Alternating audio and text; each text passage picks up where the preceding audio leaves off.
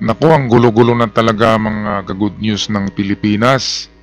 Former President at incumbent President nagbangayan na. Dating magka-alyansa, ngayon magkaaway na. Bakit nga kaya? Ito kasi ang laro ng politika. So ito, napakainit na isyu ngayon na gustong ihiwalay ni Digong ang Mindanao as a separate republic sa Pilipinas. Pwede kaya yon? Atin pakinggan ang news na ito ng UNTV. Former President Rodrigo Roa Duterte expressed his concern that despite several presidents led the country, there has been no significant improvement. The former president believes that even when new president is elected, the scenario will be just a vicious cycle, risking the future of the next generation. He raised the idea to separate the archipelago of Mindanao from Luzon and Visayas. Teka, sandali lang. Yung sinasabing walang ginagawa ang lahat ng presidente, sa panahon niya, nasa 80,000 yata ang napatay na tao. Anong nagawa ng mga infrastructures? Sa lahat ng presidente, hindi ako makamarcos, makadigong ako, pero sa lahat ng presidente, ang tanging presidente na nakapagpagawa ng napakaraming infrastructures, projects, highways, buildings, public buildings, bridges, lahat ng yan ay bilyon-bilyon ang gastos niyan. Walang iba kundi ang tatay ni BBM. At ang utang lang natin noon sa kapanahon ni Marcos ay 20 billion lang. Maliit lang yun. Ngayon ang utang natin ay trilyon na. Ibig sabihin, walang ginagawa ang sumusunod na mga presidente kundi magpayaman lang. Bato-bato sa langit, tamaan, wag magalit. Ito kasing tapunan ng ng mga masasamang sinisira ang mga imahe. Ang maganda kasi sa Pilipino ay magtrabaho para sa ikakaunlad ng bayan, kasi mga public servant ito sila, kaya dapat magtrabaho. Parang katulong sa bahay, dapat magtrabaho ang katulong, hindi yung daldal ng daldal. Idol ko pa naman ito si Digong, pero dito sa na ito, sa panukala niya na i-separate, dahil marami siyang supporters, isa naman ako sa supporters niya, pero ako ayaw kong i-separate ang Mindanao. Paano tayo pupunta ng Cebu, ng Manila, kukuha tayo ng passport? Malaking kahibangan, di ba? Okay, so patuloy natin na pakinggan ang news. Mag-independent tayo, kung kailan ako gusto ko na. Nagsawa na ako sa ilang presidente na kasi, walang nangyari sa Pilipinas. Based on his knowledge, there is a process. Wala daw nangyari. Pagpasok niya, yung inupuan niya, sinong nagpagawa ng Malacanang Palace, di ba? Yung development diyan. Di yung naunang presidente, ang daming ginawa ng mga naunang presidente. Ang mga sumusunod ay nakaupo na lang at kunti na lang ang kanilang mga proyekto, kasi nandiyan na lahat. Nandiyan na ang Luneta, di ba? Nandiyan na ang Malacanang Palace. Anong gagawin mo pa? Di kunti na lang dapat ang gagastusin. Ngayon ang nangyari, napakalaking gastos ng mga sumusunod na presidente, ang dami-daming utang. Kaya tuloy ang Pilipinas sana ay katulad tayo ng Singapore, kayaman. Kasi si Marcos at yung presidente ng Singapore noon ay magkaibigan, at ayon sa mga balitang barbero ay pinahiram ni Marcos yung Singapore para makapag-umpisa ng pera, kasi magkaibigan.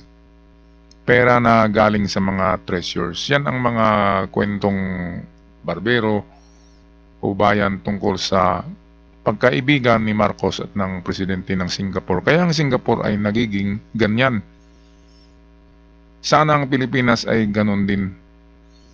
Kung ang sumunod ay kapareho ng plano nung namatay na presidente, na tatay ni BBM. Atin muli pakinggan ang mga sinasabi ni Tatay Digong. From the United Nations to gather signature that will decide to separate Mindanao. There's a process in that. I think before the UN, where you would gather signatures from all sorts in Mindanao, magpirma, verified under oath in the presence of so many people, decide that we want to separate. Kaya kung ganon lang naman kayo dyan sa Luzon, pati sa Visayas, bahala kayo. Ito ay isang wishful thinking ni Tatay Digong. Sabi nga ng iba, nagiging ulyanin yung sa ibang vlogs. Ako malaki ang respeto kay Digong, pero dito sa ihiwalay niya, naku, bakit hindi ginamit ang utak diyan?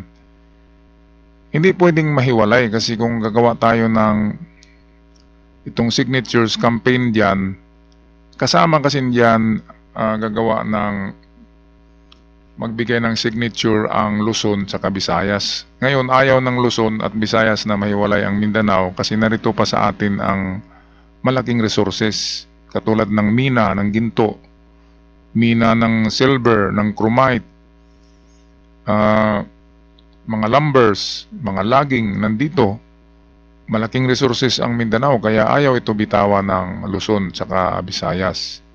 Kaya hindi pwedeng magkaroon ng signatures na overwhelming na makapagkumbinsi kasi lahat yan ng parang merong pool yan eh. Parang mayroong votation ng population ng Mindanao amigdat ng Pilipinas kung papayag ang lahat na ihiwalay ang Mindanao. Kaya hindi ito mangyari. Ito'y wishful thinking at kailanman sa tagal-tagal na ng Pilipinas na ganito ang ating isla, Luzon, Visayas, Mindanao, at ang ating flag ay mayroong 3 bituin na dilaw, ang Luzon, Visayas at Mindanao na mga bituin. Paano natin ngayon lang dahil sa kanyang popularity ay ihiwalay niya? Yan ay makapansariling na yan. Ihiwalay mo para makontrol mo lahat. Kasi hindi niya makontrol ang Luzon kasi kay BBM yan. Ang entire Luzon, Marcos talaga yan. Ngayon ang entire Visayas, iba naman ang nagkontrol niyan. Ang Mindanao ay popular si Tatay Digong dito. Kaya pwedeng malaking boto sa Mindanao. Pero in overall, hindi mangyaring overwhelming ang boto na ihiwalay ang Mindanao. So payag ba kayo dyan? Mga ka-good news, na ihiwalay ang Mindanao at kukuha na kayo ng passport. Pag biyahe kayo ng Cebu, pag bakasyon kayo ng Manila, may passport na kayo. Ay nako, patuloy tayo. Duterte also stated that even when a separate Mindanao persists, he will not lead the new government. He will leave the governance to existing politicians. He endorses Davao del Norte Representative Pantaleon Alvarez, noting that he was the first to insist the idea of Mindanao secession. Because si Bebot Alvarez, siya yung talagang pinakauna nagparakad ng mga papel about the desirability of Mindanao seceding from the Republic of the Philippines. Siya yun ang una talaga. JP Nunez, UNTV, News and Rescue. Okay, salamat UNTV. Ngayon sa aking comment dito at reaksyon ay magkagulo ang Mindanao kapag mahiwalay ang Mindanao sa Luzon at Visayas. Ngayon merong sariling insurgency ang Mindanao.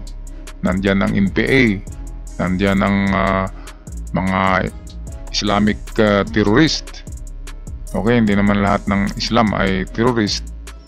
Meron lang grupo, pero matinding grupo yan kasi backup yan ng nasa Middle East na mga terror groups. Kaya kung Mindanao na lang tayo, hindi natin kaya ang insurgency. Kailangan natin ng tulong ng Visayas, ng Luzon. Kaya kung merong Mindanao Republic, magkagulo-gulo yan. Kasi nandyan ang ating mga kapatid na Muslim na gusto rin nila ng autonomous government. Ang Mindanao, hatiin na naman yan sa 3. Kaya hindi pwede. Ayan ay wishful thinking dapat kasi mag-isip. Ngayon, dahil merong kaso ang mag-ama, si Sara at si Tatay Digong, ay merong kaso yan sa ICC International Court. Kaya ang issue na yan ay pilit na kinakaber up. Kaya gumagawa ng mga magugulo ng mga issue para mawawala yung ICC na issue, na kaso. Ayoko sanang mag-comment ng mga ganito, pero wala tayong magawa eh. Sabihin lang natin ang ating reaksyon at kayo na bahala dyan mga ka-good news kung ano ang naiisip nyo rin. Ako, idol ko si Tatay Digong, pero kapag Pilipinas na ang medyo na lagay sa alanganin, dapat mag-voice out kayo, mag-voice out tayo kung anong saloobin. Meron tayong freedom of expression. Kaya pwede tayong magpalabas ng ating mga kuro-kuro at kung anumang mga insights yan, negative man o positive, total ang nakikinig, nasa nakikinig na yan. Okay, so yan lang ating nagbabagang balita sa ngayon. Hatid sa atin ng UNTV. Ako'y magpaalam na until our next episode. God bless.